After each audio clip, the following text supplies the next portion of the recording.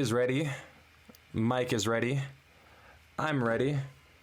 But I guess the important question is, well, I'll let you finish that. Hey, welcome to the Mykel Broady podcast. I am Mykel Broady. Thank you so much for listening today. This is the fourth episode of our extraordinary Oxymoronic Gems second season. 10th episode overall. We finally hit double digits. Congratulations. Thank you to all the listeners who have been rocking with me. Definitely more 10s to come. We're talking about rationally irrational. We have a fun one today, another fun oxymoron for us to go through. But of course, we have to kind of break it down because we're not used to hearing these terms used side by side together, united, right? In a way that allows us to use them together in a way that's beneficial for us and hopefully society overall. And so we're going to begin by breaking down those two terms, rationally irrational. We'll start off with rational. If you look at the definition of rational, it's based on or in accordance with reason or logic. Makes sense, right? That's rational, right?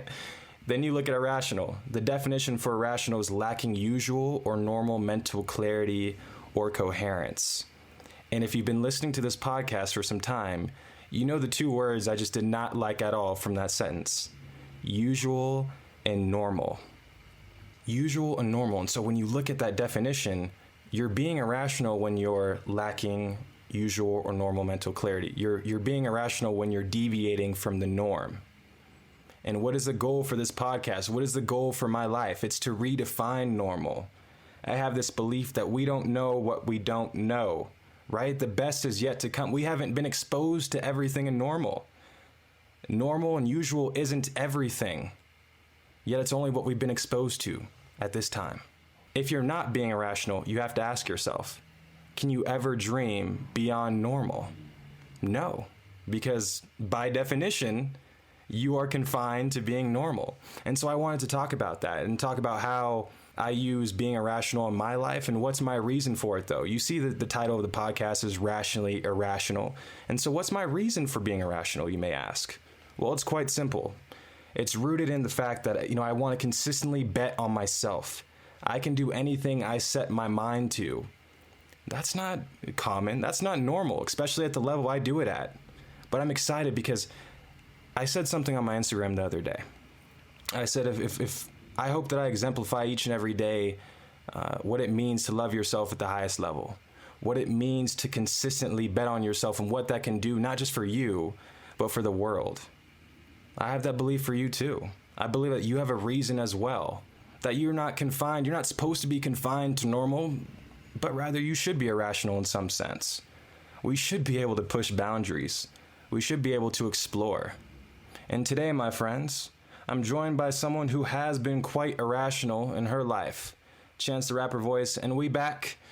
My lovely mother, Ms. Jessica Broady, is back with us on the podcast to talk about being rationally irrational. Hello, Mom. Please say hello to our listeners. Hello, Mykel. Hello, listeners. So happy to be back again. So I got to ask, a kind of teaser question to get us started. Why did you wish to return to the podcast so soon? Well, honestly, when I heard about the topic, I thought, wow, this is right up my alley. I have a few experiences in this topic, so just had a really good time last time, just having a great conversation with you, and just hope to continue that today. Lovely. We absolutely will have a tremendous conversation today, but we already hit on it. You've been quite irrational in your life, in many people's minds, and I want to bring up one moment in particular, a profound one at that, and that's when you had my oldest brother, Malik, at 15. I'm sure there were many people that thought you were being irrational at that time. Out of your damn mind, right? You can laugh at that. I'm sure there were many people that thought you were being irrational for continuing through with having Malik at 15. What were you telling yourself at the time, though? I just had, the very tough decision at 14 to make that would dramatically change my life in any way that I went, and also affect a lot of other people's lives. It was probably one of the toughest times of my life, to be honest with you, being 14 years old and going through the process of trying to decide which was the best route for me. I had a lot of big dreams and goals planned for myself.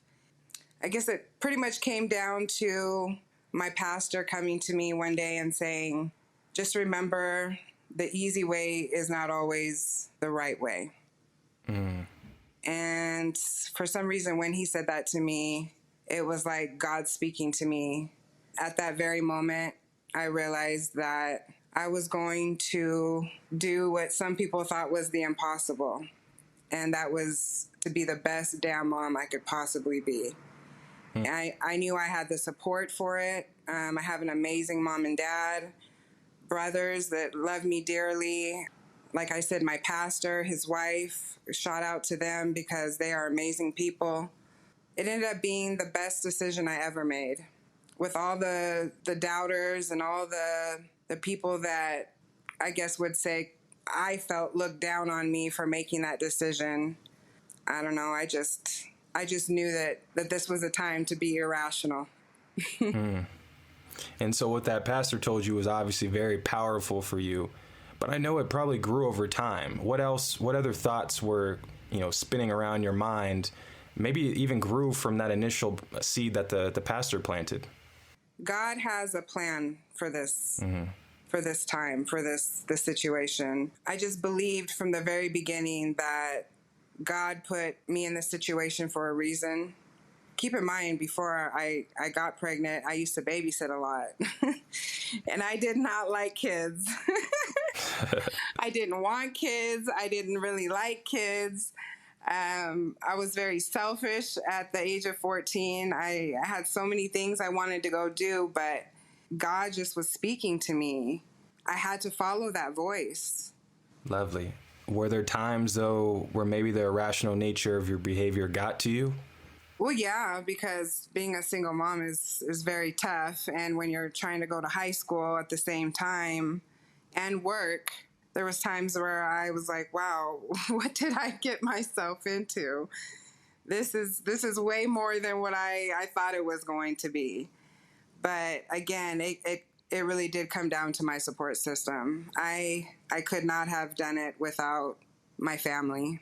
Let's talk more about that. Talk about more about that support system. Who was in your life at the time, and how were they really impacting you? First of all, my mom and dad. We talk about what a tough situation it was for me, but I also think about them. I think about what they went through, finding out that their daughter was going to have a baby or was having to make the decision at the age of 14 if she was going to have a baby or not. And my parents made it very clear to me that this was my choice. This was my decision because I'm the one that had to live with this for the rest of my life. So it was extra pressure on me, but at the same time, it really made me commit to whatever decision I was going to make. Whatever decision I made was what I was going to go with, and I was going to do the very best I could possibly do, and that was to be the best mom I could. And they were there every step of the way. My brother Josh, he lived at home at the time, so bless him, he had to go through it too. Just my friends and family members, everybody just welcomed Malik with open arms and love and support. I remember we set the record at the hospital for the most visitors ever. And that was just, a reflection of the support that I had. Everybody was there. Everybody was on the same page, and this child was born into nothing but love and support at the age of 15. Let's talk about that experience at the hospital when Malik was born. Can you describe the feeling when you first laid eyes on Malik? Given everything that happened, all of the irrational nature of your behavior, what was it like when you got to finally have that moment with him? Honestly, my heart is fluttering right now just thinking about that moment. A moment I will never, ever, ever forget. I just remember looking at Malik and thinking, thank you, God. Thank you, God. Because at that very moment, it was confirmed that I made the right choice. The reason became clear. Yes. It was confirmed. This is cool, by the way. As I'm talking to my mother, in the background is like a picture of Malik, his grad picture. And so it's cool as we're talking about the beginning, and then you get to see how amazing he's been doing in life so far, graduating, being the first to graduate in our family from college, and I'm just extremely proud of him as well. So let me take this time to just shout out my brother Malik. I love you so much. You're doing so amazing, and the future is so bright. Continue to be irrational. But guess what, Jessica? You that wasn't the only irrational moment you had in your life. In fact, I'm speaking right now, so that that means 3 years later you had a child at 18, right? You were pregnant again at 18 with, hello, welcome to my Mykel Broady podcast. What was it like this time around? Because was anything different with how you approached your second pregnancy? Well, I will be very honest with you. That one was a battle too, because I was already experiencing the difficulty of being a single mom with one child. So when that decision came along, I was getting ready to be a senior in high school. My first selfish thought was, oh hell no. Oh no. I cannot do this again. Like, what in the world am I doing right now? But then I go back to that moment when I first saw Malik, and when I thought, thank God I didn't choose something else, or I wouldn't have had this moment where I'm looking at my child's face for the first time and experiencing the love that I felt and feel to this very day. That love overpowered anything else that I was feeling. So very quickly I was like, okay, well, I guess this is going to be a fun ride. Like, at least you'll have a sibling. And that decision was made pretty quickly, not as stressful as the first one, but definitely challenging and definitely the right choice. I would agree with you. Maybe I'm biased though. But I know your pregnancy with me was quite different, right? I was a bit sick. So how did that add on to you really needing to fight at this time? Yeah, so in a perfect world, you go through your pregnancy, you end up giving birth to a healthy, happy child. But your situation was different. So I had went to a doctor's appointment when I was about a month to giving birth. And that's when I discovered that, Mykel, your heart rate was 280 beats per minute. They immediately ran tests to find out that you were going into heart failure already. You had fluid around your heart, your lungs, and your stomach, I believe. And my midwife at the time, she told me, on your way to the hospital, because I was going to have to go to a hospital 2 hours away in Spokane, Washington. And she said, on your way to the hospital, I would suggest that you say your goodbyes to your child because it doesn't look very good. I just remember actually feeling kind of insulted, like, wait a minute, how are you giving up on my child already? Like, I'm not there. I'm not going to do that. And instead of saying my goodbyes on the way to the hospital, I told you how you were going to make it through. I told you how strong you were. And I didn't care what anyone said, that you were going to fight and you were going to make it through this. So we get to the hospital up there. We're able to control it for a while, but I had to take some very severe heart medications that made me very sick. Keep in mind, I was a month from graduating from high school while this was all happening. I was so sick that my last month of high school, I had to go and request a tutor from home because I couldn't come to school anymore. I was ill, throwing up, I couldn't eat. So I was able to, get a tutor and continue my work, but then it came time to you being born. You had to be up in Spokane where the specialty cardiologists were. It came out. It was a stressful situation just because we didn't really know how you were going to be when you came out. Thank God you were okay. We were able to regulate stuff with medication. But then 2 months later, there came a day where that medication didn't work anymore. And you had to undergo very serious heart surgery. But to kind of go back real quick, when they ended up deciding to do the surgery, it was because there was no other options. You had been, your heart had been going 280 beats for the last week. and you were in heart failure. Your body was getting ready to give up. And I remember the day that they were going to ship you up to the children's hospital for the heart surgery. They tried some more medication, which was the last resort, didn't work. And I remember laying my head on your chest, and I just started bawling. And at that very moment, your heart rate dropped to normal. And everybody in the room, all the doctors and the nurses were just like, wow. And then when I lifted my head up, your heart rate went back up. At that moment, I still had no doubt in my mind that you weren't going to make it through. All the doctors and the nurses, were saying you should have been dead. Basically, your body can't go through that fast heart rate for that long without dying. That's not usual. That's not normal, right? That's not normal. But at that moment, I had a choice to think rationally, which was, okay, this is what the doctors and nurses are telling me. Basically, I need to really cherish these last few moments that I have with my child because he's not going to make it. Or I could think irrationally, which is what a lot of moms would do in this situation. Because of our love, I just was like, no, that's not what I'm going to believe. I'm going to believe the irrational right now. I'm going to believe that God is going to pull a miracle right now. I went with you to Seattle to the heart surgery with every inch in my body, my mind, my heart, my soul knew that you were going to make it out. I didn't listen to any of the rational thinking, any of the medical terms and definitions and experiences that these people had. I wasn't even on that level. I was on a completely different level. That I knew without a doubt that you were going to make it through. And I held that faith all the way through to the very end when we walked out of the hospital together. So amazing, amazing miracle that you are.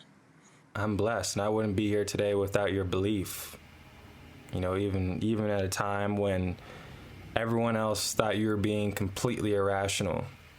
What are they saying today? I want to hear those same people now. Thank you for having that belief in me. And during this time, this traumatic time, I don't even know, is traumatic the right word, though? Because I don't want it to seem like it was a bad thing, but you just went through so much.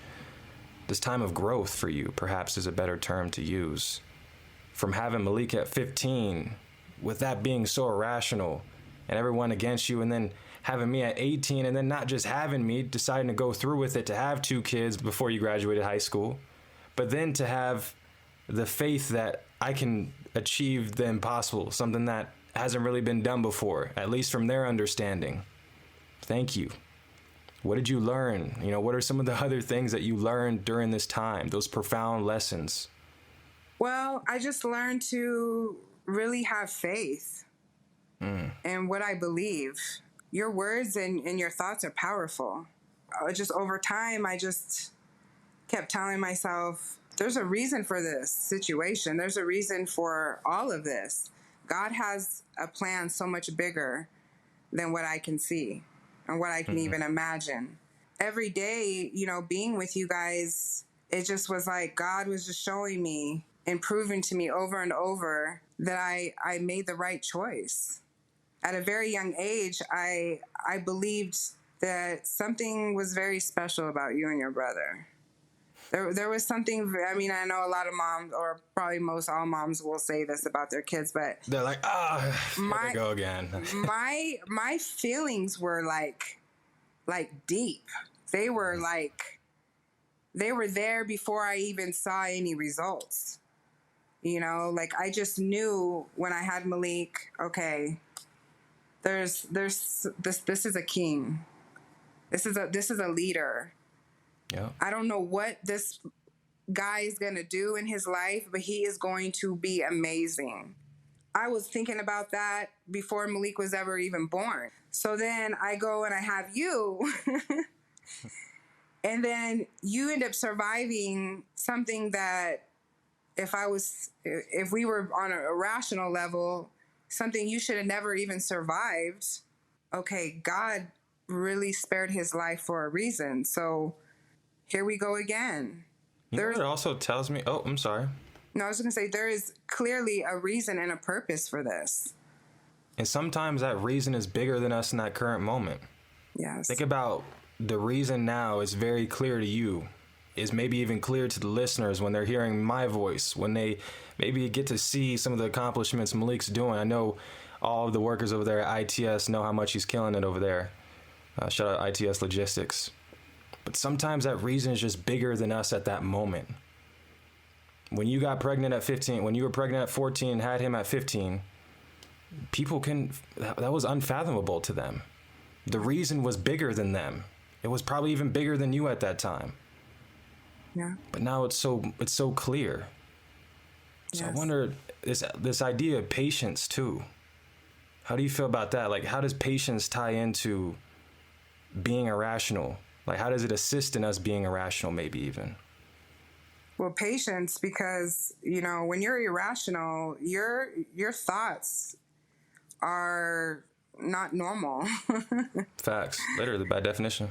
Yes. So, I have this thing from The Secret, which is an amazing book and movie that you can go watch. I know, Mykel, you'll touch on it later, but you ask, you believe, and you receive. And you can be irrational when you think like this, because you can ask for anything that you want in this world. Break that down further. I know you're talking about the law of attraction. And before we even get into this point in the discussion, I would like to encourage everyone to check out the movie The Secret on YouTube. It should be free. I watched it this morning. It covers the law of attraction in just an amazing way, such diverse thoughts. They bring in people from different fields to talk about the same thing, and they all kind of touch on it from a different angle. It's almost like a diamond. I heard this from one of my mentors, Brett Leary, shout out to him, where, this law of attraction right here, you have a diamond, but you just turn it at a certain angle, and there's another perspective. And I feel like that's what The Secret gives you. And so by no means is, when we talk about this today, are we experts on the law of attraction? Maybe we are by how we've been using it in our lives, but in terms of breaking it down conceptually, I definitely would guide people to check out the movie The Secret. It's free on YouTube. Mom, I would love if you can expand on the law of attraction a bit more. Yeah, so pretty much you ask, you believe, and you receive. And what you ask can be whatever you want in life. And they encourage you to be irrational, because whatever you want, you can have. So instead of thinking small, you think big.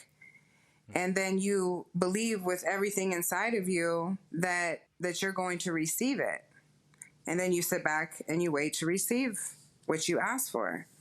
It's just a very positive and powerful way to use your thoughts to attract what you want in life. So thoughts become things, which is something they cover in the movie. Kind of to tie it back, when I'm having these thoughts that you and your brother are going to be something amazing, I don't know what it is. I was already putting those thoughts into action. And now here we are, 22, you're 22, your brother's about to be 25. And I'm literally watching this unfold in front of my eyes. And we're just beginning. So it's very powerful. And the thing I love about it is you can say, this is what I want, and you don't necessarily have to come up with a plan. You know what I'm saying? Like, you don't have to stress about the journey. You're supposed to enjoy the journey, not stress about the journey. So you're supposed to just enjoy the journey. And if you keep having those thoughts and attracting that in the universe, then eventually that's what you're going to get. It can get a little interesting if you're not aware of the thoughts that you're having. So you can be saying, yeah, I want to get out of debt. I want to get out of debt. I want to get out of debt, thinking that the universe is going to dig you out of debt. But really, you're using the word debt. So the universe doesn't know if it's good or bad. So they're going to bring you debt. So it gets very deep. So yeah, I highly recommend that people go and watch it, because I'm not going to try to act like I'm an expert either. But I do know that this is something I've been applying to my life I can honestly say since the age of 14, it's very powerful if you believe in it. And I believe in it. We see it just through, like you said, your belief and how you applied the law to your belief in Malik and I. From day one, you were saying, even from before day one, before we were even born, you were talking about how great we would become. Look at what you see today. It's a blessing, but it's a law of attraction. Yes. Thoughts become things. It's when we think of attraction, it's not more like magnets. Think of these magnets as your thoughts. Your thoughts have a frequency, and it's interacting with the world, the other energy in the world, right? And so what you're wishing, what you're thinking all the time is what you will receive. And I love how you mentioned it, Mom. It goes both ways. So yes, you can be thinking positively, I'm going to be the CEO of this place. I'm going to do this. I'm going to have a really great family and love them to the best of my ability. Maybe that's it right there. Great idea, by the way. Mm-hmm. And that could work out. You have the belief, and if one day you do have that amazing family. But there's also a flip side. You can also, like you mentioned, if you're bringing up debt all the time, if you're bringing up things you don't want, my friends, that's what you wish for. If you have doubt in yourself and you don't actually achieve what you believed, that is what you wish for. That is what you were thinking. Why do you think it seems irrational to some? It's so it's so simple, right? But maybe it seems irrational to some, like, nah, that's cap. You can't have you can't have everything that you believe for. That's not realistic. Why do you think it's so irrational to some? I think because a lot of times we put more weight on what other people think we're able to do, or what other people before us did and failed at, instead of having the belief in ourselves and just knowing that, hey, if we believe this, then we're going to receive it. No dream, no goal is too big. Mm-hmm. So a lot of times we just kind of limit ourselves to what we think we're able to do, but it's always so much bigger than us. Love that. It reminds me of a quote. When I thought about this question, I got to bring up a rap bar from Saba, A Few Good Things. Believing in yourself and often celebrated, people project in a mirror image that is merely hatred. I had to say it fast like he did because he was flowing, but I'll break it down slowly. Believing in yourself ain't often celebrated. People project in a mirror image that is merely hatred. That's the norm. It's not common for people to think of themselves this highly, to have this much confidence, this much faith. And so, therefore, you're being irrational. That's away from the norm. And you know how the connotation of irrational society, that's weird. What are you doing? You need to be rational, bro. You know, like mm-hmm. Stuff like that. And it really just gets to me that we just need to believe in ourselves. And this is not this is not the number one answer, right? But it's just a simple example of why it may seem so irrational to some, because it requires you to believe in yourself. It requires you to trust that you can reach your destination without exactly knowing each step, without knowing how you'll get there. And I love that. How do you recommend we improve as a society here in this area of the law of attraction? Not just in our own lives, but even inspiring others, inspiring those around us to have this confidence within themselves. So something that was mentioned in The Secret that really stood out to me was that positive thoughts are 1,000 times more powerful than negative thoughts. So when you look at that, you know, of course, we're talking about how it applies to us in our lives, but it can also really positively affect other people. So just even as you go about your day and you're having interactions with people, remembering that these positive thoughts and these positive feelings, just realizing how powerful they are. And people are attracted to positive. People are attracted to that. What we could do to better our society is definitely just spread the positive thoughts and positive feelings, continue to encourage each other and motivate each other and uplift each other. And I would argue that starts with you. Fill your cup. Make sure your cup is full before you try to go out and make it so that your cup is full and it's overflowing. You know, your positivity is overflowing to other people. Maybe that's a way. Because I know if we look at it so in terms of let's be extra positive towards that, are you being positive to yourself? Yes, definitely. Is that love is that love, support, encouragement that you're showing them? Is that overflow? Or is that you trying to find different ways to fill your cup, and that's not sustainable? Yes, good point. Believe you will receive everything you wish for. The law of attraction summed up right there. Believe you'll receive everything you wish for. And I got two things in particular that if what you wish for doesn't turn out, this is not an exhaustive list, but here could be a couple reasons, all right? So number one, it may not be what you're meant to do. That's simple. It may not be what you are meant to do. And this is not a matter of skill or ability, like me saying, if you're not a pro by the second day you're doing this, then you shouldn't be doing this. You're not meant to do. No, it's more saying you have potential elsewhere that you need to tap into. I always pull up this example of me with basketball. There was a time where basketball was literally my life. I don't want to be cliche and say ball is life, but that's what my actions said. But then I didn't want that anymore at some point. Then I realized that wasn't my calling. And I'm so glad that I have this opportunity to speak to you today rather than dribbling a ball on the court. No shade to those people doing that, but for me, this is what I'm called to do.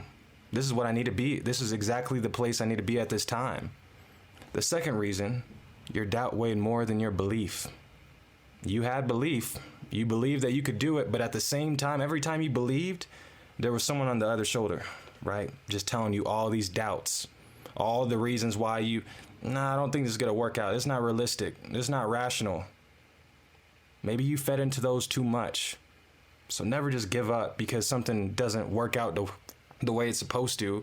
And I know what some people may be thinking right now, Mykel, you're contradicting yourself here. So now this sounds pretty contradictory. Here you go saying you can believe whatever you wish for, but now you're saying if you don't get what you wish for, then there's clear reasons why. There is. In fact, if you don't believe that, then that tells me the place you're at right now. And I really hope that you do understand one day. Normal is overrated, folks. Normal is overrated. We got to be irrational. If we want to get anywhere in society moving forward, if we want to push boundaries, if we want to see a world that's better than the world that we see today, we got to be irrational.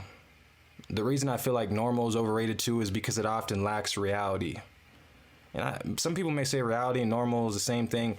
In my mind, there's a clear distinction, how I connotate it, how I perceive it. Normal is repeated patterns of behavior. You see this all the time. That's normal. That's normalized. Reality seems to bring in a bit more uncertainty. You know, when they say reality checks, usually they use that in a way of like, you saw that, didn't you? You didn't expect it, but you saw it. But with normal, it's not really like that. You should know what normal is. That's normalized, bro. What are you doing? And so normal is overrated, folks. I make the argument we need to be adjusted to reality. We need to be adjusted to reality. And what's so awesome about reality is that we have the ability to dream beyond normal. Right? Reality allows us to see what's right in front of us and to seize it. And even if we don't see what's right in front of us, we get to make the reality ourselves. We are the creators of our own future. I truly believe it. You have anything else to add there, Mother? No, you touched on all the good stuff. Well, lovely. As we wrap up today, you know we can't skip that challenge. Miss Jessica, what challenge do you have for all the listeners and myself today?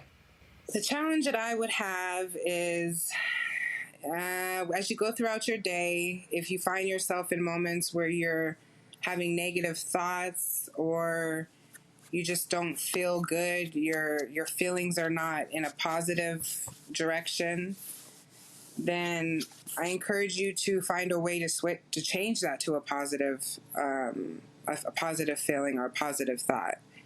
Like we've touched on before in the past, you can always find the positive in something. So I just challenge you to really try to focus on the thoughts that you're having throughout the day. And if you find yourself in a negative space, do what you can do to try to change that to a positive space. Thank you for the challenge, Mother. As we move forward, what to expect next week, we have another tremendous episode lined up. We'll bring along my good friend Narain Gursahani to talk about entry-level leaders. It's kind of a two-parter to look at one, entry-level or junior employees that lead without the title. How do they do so? What can we do to help them do that even more? And then the second part to it is executive or senior leaders. What can they do to better engage with entry level? But not just engage, to empower them to understand their true potential. We got that lined up for next week, folks. But as we wrap up today's episode, again, thank you, Mother, for being on the episode another time. High five to you. You don't see it, but we just gave each other a high five. My listeners, I hope you have a tremendous morning, afternoon, or evening whenever you listen to this.